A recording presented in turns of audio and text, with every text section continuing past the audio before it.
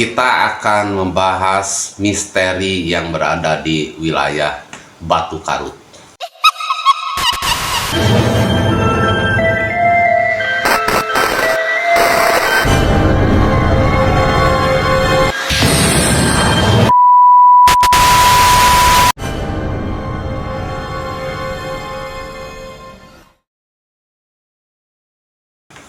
Peristiwa ini berawal ketika waktu itu 20 tahun ke belakang ya, ketika itu saya masih SMA gitu. Saya SMA itu waktu itu pernah di sebuah kota gitu ya. Dan untuk pergi ke sekolah itu memang perjalanan 1,5 jam 2 jam. Dan saya juga sebetulnya kos di wilayah kampus saya itu pada waktu itu. Cuman kejadiannya ketika saya pulang dari kos-kosan saya di kota itu dengan menggunakan sepeda motor. Waktu itu saya berdua karena saya ikut ke teman saya yang kebetulan teman saya mau main ke kampung saya pada waktu itu, dan teman saya itu berbeda kota dengan saya. Nah, ceritanya saya hari Sabtu pada waktu itu saya merencanakan pulang dengan teman saya yang pada waktu itu kebetulan satu kosan. Dan dia itu sebetulnya kawan saya itu ingin sekali gitu ya, ingin sekali tahu ke kampung saya berada gitu. Nah, hari itu saya sekitar jam 2 saya pulang dari sekolah, dan teman saya juga udah standby ada karena berbeda sekolah juga. Dia ingin ikut pulang ke kampung saya. Ceritanya setelah berkemas dan ngobrol dulu sedikit, terus kata teman saya kita malam mingguan saja dulu di kota gitu ya. Nah, saya juga menyusuri perkotaan malam mingguan pada waktu itu, dan sekitar pukul 11 lah selesai saya bermain ke alun-alun kota segala gitu ya, saya pulang gitu malam minggu itu pada waktu itu. Dan tidak berpikir hal-hal misteri gitu ya, karena pada saat itu malam minggu gitu ya, malam minggu kan biasanya ramai di mana-mana. Hanya untuk melewati kampung saya itu dari perkotaan gitu ya, itu ada sekitar kurang lebih setengah kilo, kurang lah setengah kilo itu memang tempatnya hutan gitu, jalan raya, terus di pinggirnya itu jurang gitu ya.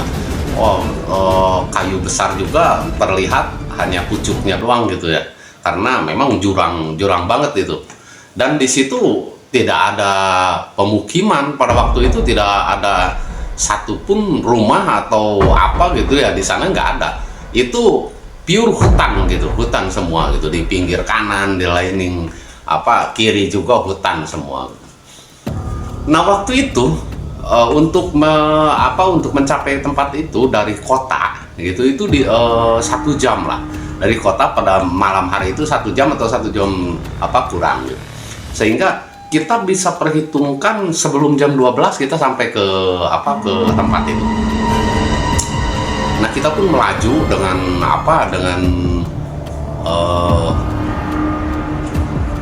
kabut gitu ya, kabut yang sudah mulai menebal karena pada saat itu cuaca agak-agak mendung. Kita berjalan di situ, kita memakai motor berdua di sana dengan jalan yang belok gitu, enak sih sebetulnya. Nah, masuk ke wilayah itu kita disuguhkan dengan kabut itu yang semakin menebal, dan kita masuk terobos kabut itu. Nah, di belokan pertama yang pas jalan mau lurus, nah di situ kita dihadang oleh sesosok yang tinggi besar tapi apa dalam gambarannya itu memakai pangsi gitu ya, memakai apa ini biasa kayak ini, terus pangsi hitam-hitam gitu ya, dengan jenggot putih, tapi muka dia nggak memperlihatkan. Nah itu pada waktu itu sangat tinggi besar. Nah sehingga kita karena ada di tengah jalan kita berhenti, dan setelah berhenti lampu motor menyorot ke arahnya, dia menghilang. Nah, si makhluk itu menghilang, dan kita di situ sudah mulai panik. Kita di situ sudah mulai, aduh ini apa? Wah, kita pun berpikir bahwa kita sedang melewati daerah Batu Panik yang menurut cerita masyarakat di daerah ini dulunya itu pembuangan mayat-mayat gitu. Seperti semisal ada pembunuhan dibuang di situ. Ada mayat yang sudah ada di jurang itu gitu ya, yang ditemukan oleh tukang ngarit gitu, atau tukang ke kebun gitu ya, atau tukang ngambil kayu bakar gitu, mayat ditemukan. Dan sehingga ini sudah bukan merupakan rahasia umum lagi, masyarakat sudah tahu bahwa di situ sering terjadi seperti itu. Nah kita pun mulai was-was, panik, kita setengah mati. Kita terus dengan mengendarai motor yang semakin kencang, sehingga saya ke teman saya menepuk punggungnya, tolong jangan kencang gini, nanti kita celaka. Cuman pada waktu itu teman saya sudah tidak menggubris saya, bahkan dia menggas terus motornya, padahal di situ tikungan itu tajam banget di situ. Nah masuk ke tikungan kedua, kita dicegat lagi oleh sesosok makhluk yang berbentuk pocong gitu, tapi dia menghalangi jalan. Nah dari situ motor direm, itu nyaris celaka ke parit. Untungnya ke sebelah kanan. Kalau ke sebelah kiri itu jurang banget itu.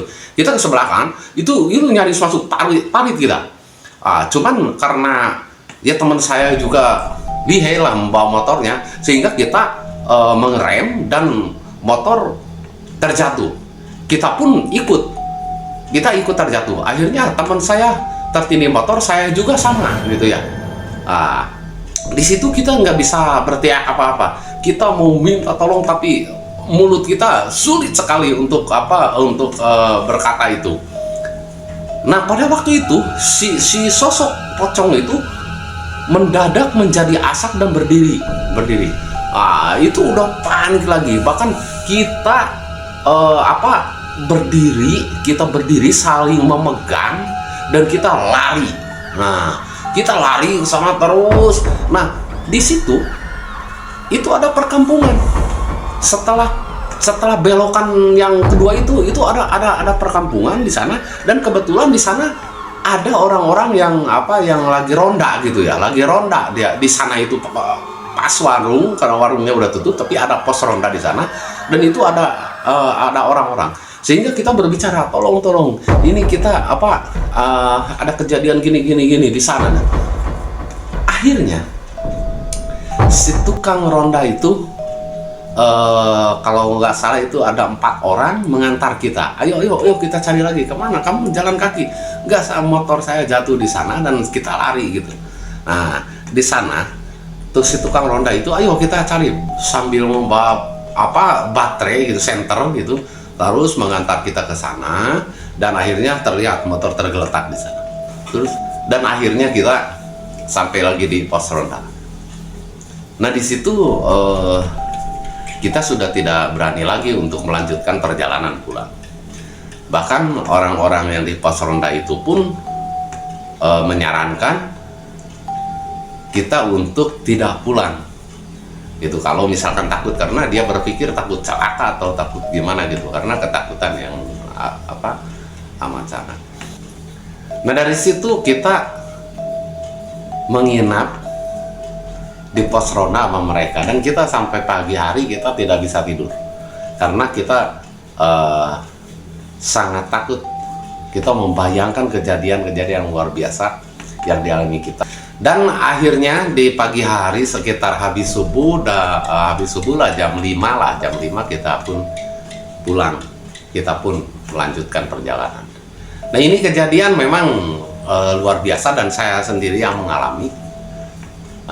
Dan daerah itu betul-betul apa terkenal keangkerannya dan betul-betul terkenal keseramannya di tempat itu.